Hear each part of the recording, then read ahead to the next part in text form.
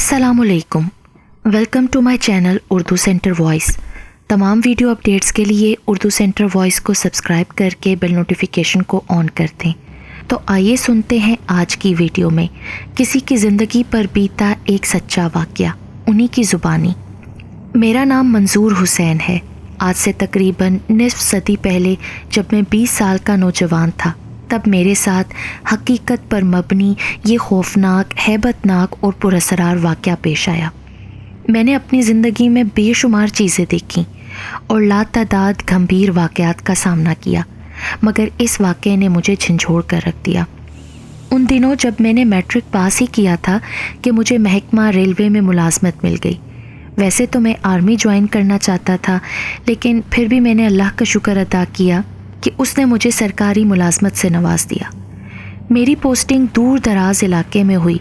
जिस railway station पर मेरी ड्यूटी लगी वो बहुत छोटा और मुल्हिका गांव से तकरीबन 4 किलोमीटर के फासले पर वाक़ था। मेरे अलावा स्टेशन पर कोई दूसरा मुलाजिम न था। पहले स्टेशन मास्टर हाल ही में रिटायर्ड हुए थे और उनकी जगह आर्जी तौर पर आने वाला मुलाजिम भी चार्ज मेरे हवाले करके रुखसत हो गया। गांव से काफ़ी फासले पर मौजूद उस स्टेशन पर मैं अकेला ही रहता था। स्टेशन के साथ ही एक पुरानी और ख़ूबसूरत मस्जिद बनी हुई थी जहां मैं नमाज़ पढ़ लेता था। अकेला मुलाजिम होने की वजह से छुट्टी भी कम ही मिलती थी, इसलिए 4-4 महीने घर से दूर रहना पड़ता था।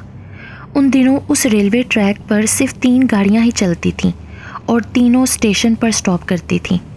स्टेशन छोटा होने की वजह से कोई सिग्नल मौजूद ना था, बस स्टेशन की एक जानिब फाटक बंद करना और खोलना पड़ता था। हालांकि उस बियाबान सड़क से शादो नादिर ही किसी का गुज़र होता, मगर फिर भी ड्यूटी लाजिम थी। एक रात जब चांद मुकम्मल जोबन पर था, हर तरफ चांद की चांदनी बिखरी हुई थी, मैं रात के वक्त आने वाली आखिरी गाड़ी का इंतज़ार कर रहा था कि ये गुज़रे और मैं भी आराम से नींद के मज़े लूँ। रोज़ाना रात 11 बजे आखिरी गाड़ी उस ट्रैक से गुज़रती थी।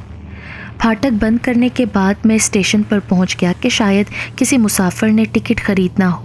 आम तौर पर इस स्टेशन पर आमदोरफ्त बहुत कम होती थी। कभी तो हफ्तों ये रेलवे स्टेशन मुसाफिरों की आमद से महरूम रहता था। उस रात सख्त गर्मी थी, हब्स भी बहुत ज़्यादा था। स्टेशन बिजली से महरूम था, इसलिए मैं प्लेटफॉर्म पर लालटेन हाथ में थामे गाड़ी की आमद का इंतज़ार कर रहा था। थोड़ी ही देर में गाड़ी सीटी बजाती हुई स्टेशन की जानिब बढ़ रही थी, मगर स्टेशन से कुछ पीछे ही गाड़ी अचानक रुक गई। मैं बहुत परेशान हुआ कि अल्लाह खैर करे, गाड़ी वहाँ क्यों रुक गई है, हालांकि हर चीज़ क्लियर थी। मैं ये सोचते हुए फ़ौरन ही गाड़ी की तरफ दौड़ा। वहाँ पहुँचते ही एक वहशतनाक और दिल खराश मंजर मेरी आंखों के सामने था। कोई बदकिस्मत शख्स गाड़ी के नीचे आकर मर चुका था, जिसकी दोनों टांगें उसके धड़ से अलग हो चुकी थीं। बाजू और सर भी बुरी तरह छलनी हो गए थे और वो शख्स यकीनन मौके पर ही दम तोड़ गया था। तमाम मुसाफिर गाड़ी से बाहर निकल चुके थे। ज़्यादातर लोग इस वाक़े को खुदकुशी करार दे रहे थे और बाज़ ड्राइवर को मशकूक नज़रों से देख रहे थे। फिर मैंने ड्राइवर से पूछा कि ये खौफनाक हादसा कैसे रोनमा हुआ, तो वो सहमा हुआ बोला, जनाब ये शख्स अचानक इंजन के सामने आ गया, जिसकी वजह से मैं इसे बचाने में बिल्कुल नाकाम रहा। फिर लोगों की मदद से हमने उसकी लाश को इकट्ठा करके पटड़ी से थोड़े फासले पर किसी मुसाफिर से कपड़ा लेकर लेटा दिया। मैं उस तमाम इलाके के बाशिंदों को अच्छी तरह जानता और पहचानता था, मगर ये शख्स उस इलाके का नहीं था और इस बात का भी इम्कान नहीं था कि ये शायद इस इलाके में किसी के घर मेहमान आया हो, क्योंकि ये ट्रेन स्टेशन पर पहुंचने से पहले ही उसके नीचे आकर लुक़मा अजल बन चुका था। मुसाफिरों में मर्द और औरतें बिलखसूस बुरी तरह खौफज़दा हो चुकी थीं, इसलिए वो जल्द अज जल्द यहाँ से निकल कर जाना चाहते थे और ड्राइवर से निकलने के लिए मुसलसल इसरार कर रहे थे। उस वक्त ट्रेन में पुलिस के 2 एहलकार भी मौजूद थे। मैंने ड्राइवर से कहा कि बराए मेहरबानी एक पुलिस वाला मुझे दे दें, ताकि हम दोनों रात इस लाश के पास गुजारें, फिर सुबह किसी न किसी तरह इसकी वुरसा तक खबर पहुँचाने की कोशिश करेंगे। मगर पुलिस एहलकार ने रुकने से साफ इनकार कर दिया और गार्ड ने भी ये कहकर इसके इनकार को मज़ीद तक़वियत पहुंचाई कि ये ट्रैक बहुत लंबा है, इसलिए खुदा न ख्वास्ता किसी नाखुशगवार वाक़े से निमटने के लिए हमें भी सिक्योरिटी की ज़रूरत पड़ सकती है, लिहाजा दोनों पुलिस एहलकारों का हमारे साथ चलना ज़रूरी है। میں نے بہت اصرار کیا کہ ریلوے اسٹیشن سے گاؤں بہت دور ہے اور میں رات کے اس پہر اس لاش کو اکیلا چھوڑ کر گاؤں سے کسی ساتھی کو بھی نہیں لا سکتا۔ کم از کم مجھے اتنا موقع تو دیں کہ میں گاؤں سے کسی کو تو بلا لاؤں۔ میری حالت دیکھ کر وہ جان چکے تھے کہ میں اندر سے بری طرح خوفزدہ ہو چکا ہوں، مگر وہ بھی مجبور تھے۔ انہوں نے مجھ سے فیصلہ کن مگر نرم لہجے سے کہا، محترم، یہ ریلوے اسٹیشن آپ کے زیر سایہ ہے، اس لیے اس واقعے کے بعد لاش کا خیال رکھنے کی ذمہ داری آپ پر عائد ہوتی ہے، لہٰذا جب تک اس کے وارث یہاں پہنچ نہ جائیں اس کا کیا کرنا ہے یہ اب آپ کا معاملہ ہے۔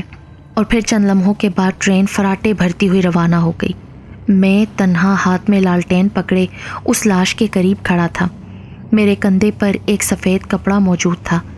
میں لالٹین ایک طرف رکھ کر اور کپڑا زمین پر بچھا کر اس پر بیٹھ گیا۔ ٹھنڈی ٹھنڈی ہوا چلنے لگی تھی۔ چاند کی چاندنی میں ہر چیز واضح نظر آ رہی تھی۔ لاش کی موجودگی کی وجہ سے میں بہت خوفزدہ تھا۔ گرمی ویسے بھی بہت تھی اور قرب و جوار میں کوئی آبادی بھی نہ تھی، اور اس ویرانے میں ہم دونوں کے علاوہ اور کوئی نہ تھا۔ میں ڈرا اور سہما ہوا لاش کے بالکل سامنے بیٹھا ہوا تھا۔ آخر بیٹھ کر میں تھک گیا، پھر دھیرے دھیرے میں لیٹ گیا، مگر میں ہر حال میں جاگنا چاہتا تھا، کیونکہ میں نے بزرگوں سے سن رکھا تھا کہ اگر میت کے پاس بیٹھے سب لوگ سو جائیں تو میت کے مردہ جسم میں جنات وغیرہ داخل ہو جاتے ہیں۔ یہ باتیں سوچ سوچ کر میں بہت زیادہ ڈر چکا تھا۔ میرے دل کی اب دھڑکنیں تیز ہو رہی تھیں۔ کسی نے سچ ہی کہا تھا کہ نیند تو سولی پر بھی آ جاتی ہے۔ میں نے جاگنے کی بھرپور کوشش کی، مگر باوجود اس کے کب نیند کی آغوش میں چلا گیا مجھے کچھ پتہ نہ چلا۔ تھوڑی دیر بعد مجھے ایسا محسوس ہوا جیسے کوئی جانور کسی چیز کو کھا رہا ہے۔ میں نے فوراً اٹھ کر لاش کی طرف دیکھا تو وہ بالکل صحیح حالت میں ویسی ہی پڑی تھی جیسے ہم نے رکھی تھی۔ میں نے اس کو خواب یا وہم سمجھ کر ذہن سے جھٹلا دیا، مگر اندر سے میں بہت خوفزدہ ہو چکا تھا، لہٰذا اس بار میں سختی سے جاگنے کی کوشش کرنے لگا۔ اس وقت ہوا بھی بند ہو چکی تھی اور حبس بھی بڑھنے لگا تھا۔ چاند کی روشنی میں لاش کا ایک ایک انگ واضح نظر آ رہا تھا، جسے دیکھ کر خوف کی ایک خطرناک لہر میرے پورے جسم سے گزر جاتی تھی، مگر مرتا کیا نہ کرتا کے مطابق رات گزارنے کی میں کوشش کرتا رہا اور اپنے آپ کو کوسنے لگا کہ کیوں میں نے اس اسٹیشن پر نوکری کی حامی بھری جہاں میرے سوا اور کوئی ملازم بھی موجود نہیں۔ شاید آدھی رات گزر چکی تھی اور بدقسمتی سے مجھے نیند نے پھر اپنی آغوش میں لے لیا۔ کچھ ہی دیر بعد مجھے واضح محسوس ہوا کہ جیسے لاش کو کوئی چھیڑ رہا ہو۔ میں نے لیٹے لیٹے ہی سوچا کہ شاید کوئی جانور لاش کو کھانے کی غرض سے اسے چھیڑ رہا ہے۔ میں فوراً اٹھ بیٹھا، لیکن خلاف توقع وہاں کوئی جانور دور دور تک موجود نہ تھا۔ البتہ لاش اپنی جگہ سے کافی سرک چکی تھی، جسے دیکھ کر میں تقریباً اچھل پڑا اور خوف سے میرا پورا جسم تھر تھر کانپنے لگا، کیونکہ لاش کے ٹکڑے کو ہم نے اکٹھا کر کے رکھا تھا، مگر اب اس کا دھڑ ٹانگوں سے کافی فاصلے پر پڑا ہوا تھا۔ یہ منظر دیکھ کر میرا دل ڈوبنے لگا اور خوف سے میرا برا حال ہونے لگا۔ لاش کے ارد گرد کسی بھی جانور کے پاؤں کے نشانات بھی موجود نہ تھے، جن سے ثابت ہوتا تھا کہ کسی جانور وغیرہ نے لاش کو اپنی جگہ سے ہٹایا نہیں ہے۔ میں ابھی یہی سوچ رہا تھا کہ اچانک لاش میں ہلکی سی جنبش ہوئی۔ میں حیران اور پریشان یہ نظارہ دیکھ رہا تھا کہ اس کا اوپر والا دھڑ ہلنے لگا، جسے دیکھتے ہی میری جان جیسے حلق تک آ گئی اور میرا دل تیزی سے دھڑکنے لگا۔ میری سوچنے سمجھنے کی تمام صلاحیتیں منجمد ہونے لگیں۔ اچانک لاش کا اوپر والا دھڑ اٹھ کر بیٹھ گیا۔ اف اللہ، میرا اس وقت کیا حال ہوگا یقیناً آپ سمجھ سکتے ہوں گے۔ ہونٹ خشک، دماغ معاف، جیسے پورا جسم بے جان ہو گیا ہو۔ اس سے پہلے کہ کوئی اور ناگوار صورت سے میرا سامنا ہوتا، میں نے اٹھ کر فوراً اسٹیشن کے ساتھ موجود مسجد کی طرف بھاگنا شروع کر دیا۔ میں بار بار مڑ کر لاش کی جانب دیکھ رہا تھا۔ مسجد کافی دور تھی، مگر میں فوراً اور جلد از جلد وہاں پہنچنا چاہتا تھا، اس لیے پوری قوت سے میں دوڑ رہا تھا۔ ایک بار جب میں نے مڑ کر لاش کی جانب دیکھا تو میرے رونگٹے کھڑے ہو گئے، کیونکہ لاش بغیر ٹانگوں کے میرے پیچھے ہوا میں بھاگ رہی تھی۔ اس وقت میری حالت کیسی تھی یہ بتانے کے لیے میرے پاس الفاظ نہیں۔ مسجد دور تھی اور اب میں دوڑ کر کسی صورت بھی مسجد تک پہنچ نہیں سکتا تھا، کیونکہ لاش مجھے وہاں تک کبھی نہ پہنچنے دیتی۔ اس لیے میں راستے میں موجود ایک چھوٹے سے کمرے میں گھس گیا جو کہ گاؤں والوں نے اپنی زمین پر بنایا تھا، جہاں پر وہ صرف پانی وغیرہ فصلوں کو لگاتے وقت ہی ٹھہرتے تھے۔ میں نے اس کمرے میں پہنچ کر اندر سے دروازہ بند کر دیا۔ ابھی میں نے دروازہ بند ہی کیا تھا کہ وہ آدھے جسم پر مشتمل لاش دروازے پر پہنچ گئی اور دروازے پر ہاتھ مارنے لگی۔ میں پوری قوت سے دروازہ بند کیے کھڑا تھا، مگر حیرت انگیز طور پر وہ دروازے پر صرف دستک ہی دے رہا تھا اور زور وغیرہ نہیں لگا رہا تھا، بس مسلسل ہاتھ سے دستک دے رہا تھا۔ شاید وہ اس شعور سے محروم تھا کہ دروازے کو قوت سے توڑ کر بھی اندر داخل ہو سکتا ہے۔ میں نے دیکھا کہ دروازے میں 2 چھوٹے چھوٹے سوراخ ہیں۔ میں نے ان سے آنکھ لگا کر باہر دیکھنے کی کوشش کی تو اچانک مجھے انتہائی گرم سرخ روشنی محسوس ہوئی۔ وہ یقیناً اس کی آنکھوں سے نکلنے والی روشنی تھی جو میرے جسم سے ٹکرا رہی تھی، اور مجھے ایسا محسوس ہونے لگا جیسے لوہے کی گرم سلاخیں میرے جسم سے ٹکرا رہی ہوں۔ اس کے منہ سے اب عجیب و غریب آوازیں نکلنا شروع ہو گئیں جنہیں میں سمجھنے سے قاصر تھا۔ اسی لمحے میری نظر کمرے میں موجود ایک کھلی ہوئی کھڑکی پر پڑی تو میں فوراً بغیر کوئی لمحہ ضائع کیے اسے بند کرنے کے لیے دوڑا۔ ابھی میں کھڑکی بند کرنے ہی والا تھا کہ وہ فوراً لاش کھڑکی کے سامنے پہنچ گئی، مگر میں نے پوری طاقت اور زبردست قوت ارادی سے وہ کھڑکی بند کرنے کی کوشش کی، لیکن اس کا آدھا ہاتھ کھڑکی میں آ گیا جس نے میرے خوف میں اور بھی اضافہ کر دیا۔ خوش قسمتی سے کھڑکی اور دروازے دونوں پر کنڈیاں لگی ہوئی تھیں، جس کی وجہ سے اب مجھے دروازے کی طرف سے اطمینان تھا، لیکن کھڑکی میں آنے والے منحوس ہاتھ کی وجہ سے میں بہت پریشان تھا۔ میری تمام تر کوششوں کے باوجود بھی کھڑکی مکمل طور پر بند نہ ہو سکی۔ پھر اچانک میرے ذہن میں ایک ترکیب آئی اور میں نے کھڑکی کو تھوڑا کھول کر بند کرنا چاہا، جس کی وجہ سے اس کا ہاتھ باہر نکل گیا اور میں نے کھڑکی پھر مکمل طور پر بند کر دی۔ کمرے میں موجود چرپائی اٹھا کر میں نے کھڑکی کے آگے رکھ دی تاکہ کھڑکی کھل نہ سکے، اور میں پھر دروازے پر آ کر کھڑا ہو گیا۔ پھر وہ لاش کبھی دروازے پر دستک دیتی تو کبھی کھڑکی پر دستک دیتی، مگر اندر داخل ہونے نہ پا رہی تھی۔ میں سوچنے لگا کہ عام طور پر لوگ سمجھتے ہیں کہ جنات کے پاس ہر طرح کی قوت ہوتی ہے، وہ غائب ہو سکتے ہیں، کوئی بھی روپ دھار سکتے ہیں، لوگوں کے اجسام میں داخل ہو سکتے ہیں، دیواروں اور مکانات وغیرہ سے بغیر کوئی رکاوٹ گزر سکتے ہیں، مگر یہ کون سی مخلوق ہے جو مردہ جسم میں داخل تو ہو گئی ہے مگر اس کمرے میں داخل ہونے سے قاصر ہے۔ پھر تھک ہار کر اس نے دستک کی بجائے دروازہ کھرچنا شروع کر دیا۔ لکڑی کا دروازہ ہونے کی وجہ سے جب وہ لاش شاید اسے کھرچنے سے محروم رہی تو غصے سے پاگل ہو کر وہ کمرے کے چاروں اطراف زور زور سے ہاتھ مارنے لگی، کبھی دروازے اور کھڑکی سے زور سے ٹکراتی اور کبھی کمرے کی دیواروں سے ٹکراتی اور اسے کھرچنے لگتی۔ کمرہ پکی اینٹوں سے بنا ہوا تھا جس کی وجہ سے اسے کھرچنے میں دشواری پیش آ رہی تھی، مگر وہ ہر حال میں مجھ تک پہنچنا چاہتی تھی۔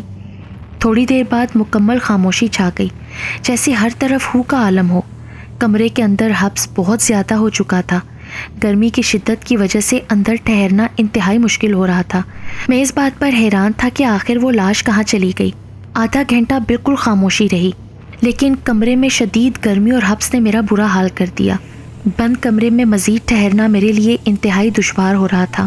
میں سوچ رہا تھا شاید وہ لاش میری طرف سے مایوس ہو کر کسی اور شکار کی تلاش میں نکل گئی ہو، نیز یہ کہ اندر اتنی گرمی کی شدت سے مرنے سے بہتر ہے کہ میں باہر نکل جاؤں اور کسی طرح مسجد پہنچ جاؤں، کیونکہ مجھے یقین تھا کہ میں مسجد میں جا کر مکمل طور پر محفوظ ہو جاؤں گا۔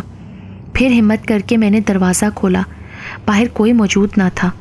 میں کمرے سے نکل کر مسجد کی طرف دوڑنا ہی چاہتا تھا کہ میرے کندھے پر پیچھے سے کسی نے انتہائی وزنی ہاتھ رکھ دیا۔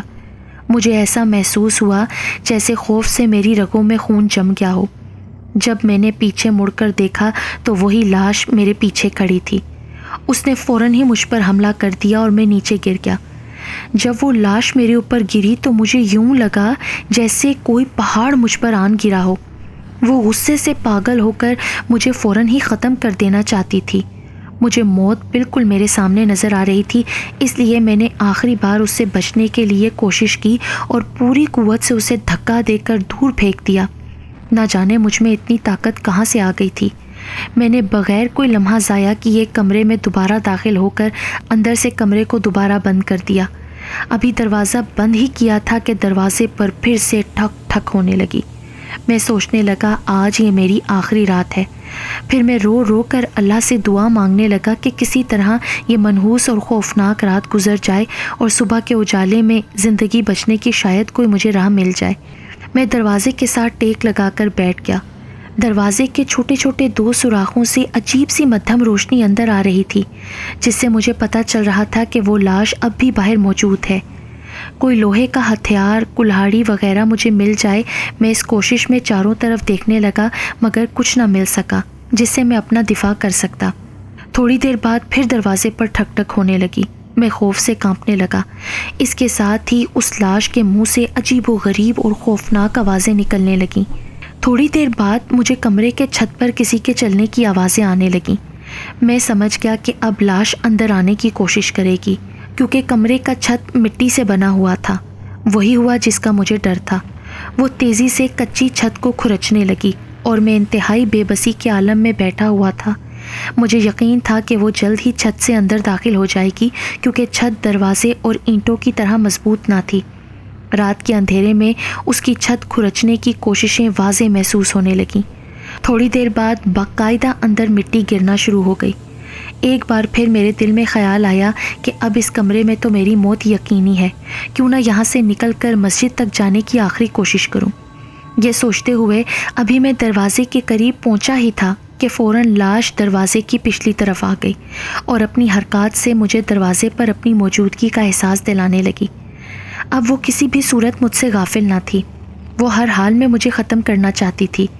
اس صورتحال کو مد نظر رکھتے ہوئے موت کو انتہائی قریب دیکھ کر میں سجدے میں گر کر اپنے رب سے توبہ کرنے لگا اور اپنی جان بچ جانے کی دعائیں کرنے لگا۔ تھوڑی دیر بعد اچانک چھت میں سوراخ ہوا اور وہ لاش کمرے کے اندر آ کر مجھ پر حملہ آور ہو گئی۔ اس کے کمرے میں داخل ہوتے ہی کمرے میں انتہائی گرمی پیدا ہو گئی۔ اس نے مجھ پر اپنے ٹوٹے پھوٹے ہاتھوں کے ساتھ حملہ کیا۔ اس لاش کے ہاتھ ایک ایک من کے مجھ پر پڑ رہے تھے۔ میں کافی حد تک زخمی ہوا۔ یہ سچ ہے کہ جب تک انسان کی سانسیں مکمل طور پر بند نہ ہو جائیں تب تک وہ بچنے کی آخری حد تک کوششیں جاری رکھتا ہے۔ آخری بار میں نے اس سے بچنے کی خاطر اپنی پوری قوت سے اسے دھکا دے کر دور پھینکا اور میں اس کوشش میں کامیاب ہوا۔ وہ لاش دیوار سے ٹکرائی اور زور زور سے میری پریشانی اور بے بسی پر شیطانی انداز میں کہے لگانے لگی، جیسے مجھ سے کہہ رہی ہو کہ اب میں اس سے بچ کر کہیں نہیں جا سکتا۔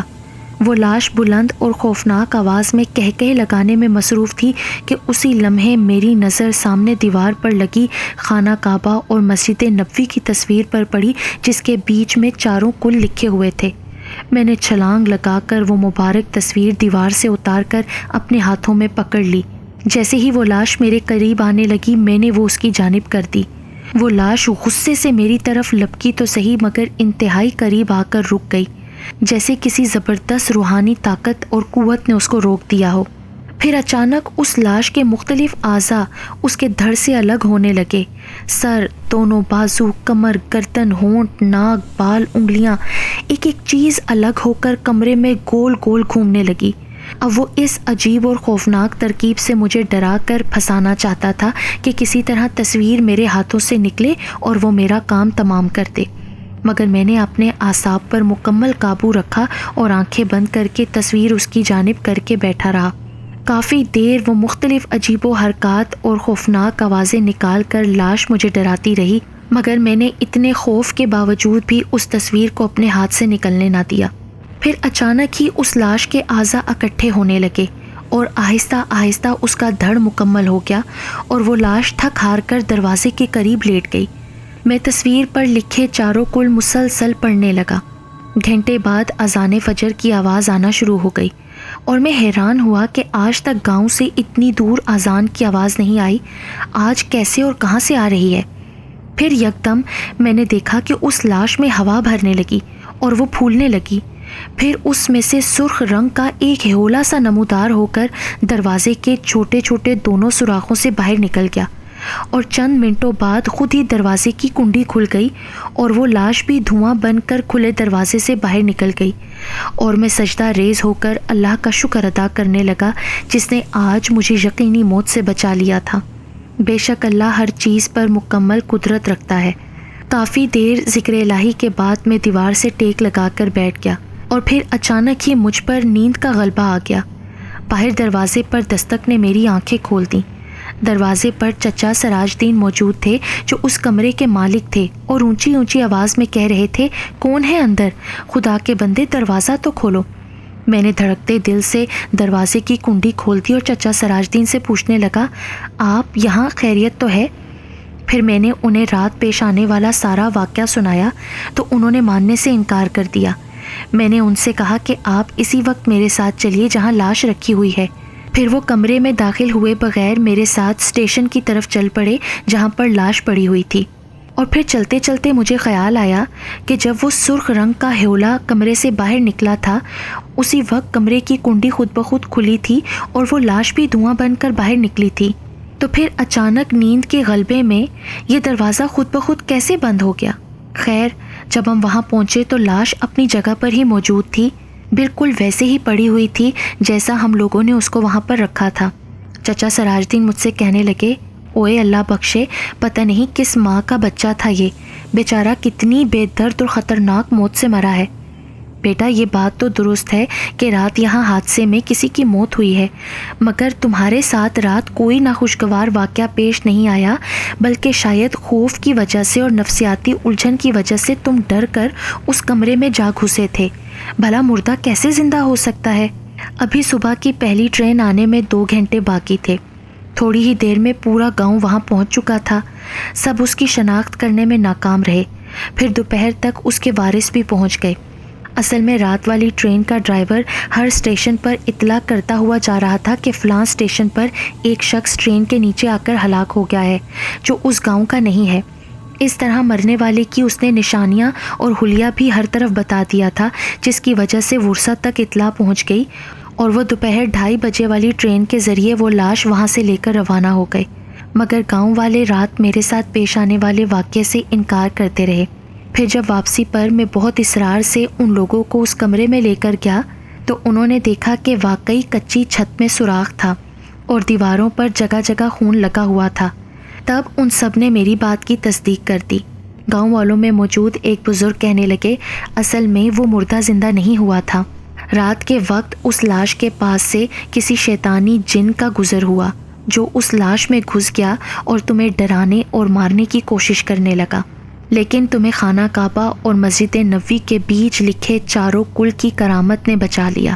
پھر کچھ دنوں کے بعد میں نے اس اسٹیشن سے اپنی ٹرانسفر کروا لی، لیکن آج بھی اتنا عرصہ گزر جانے کے باوجود جب بھی مجھے وہ خوفناک رات اور خوفناک لاش یاد آتی ہے تو میرے رونگٹے کھڑے ہو جاتے ہیں۔